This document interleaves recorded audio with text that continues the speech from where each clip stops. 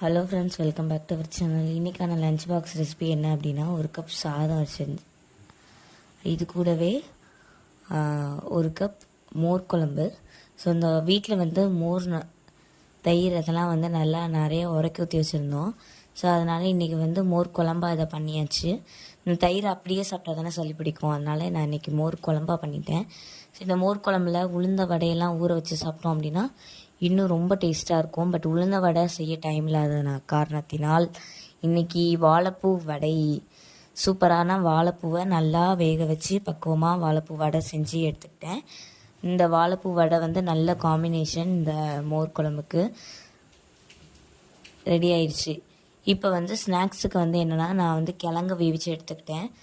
சூப்பராக நல்லா கொதிக்க இந்த கிழங்கு காலையிலே ஒரு கிழங்கு வந்து சாப்பிட்டுட்டு மீதி கிழங்கெல்லாம் வந்து பேக் பண்ணி டிஃபன் பாக்ஸில் எடுத்தாச்சு.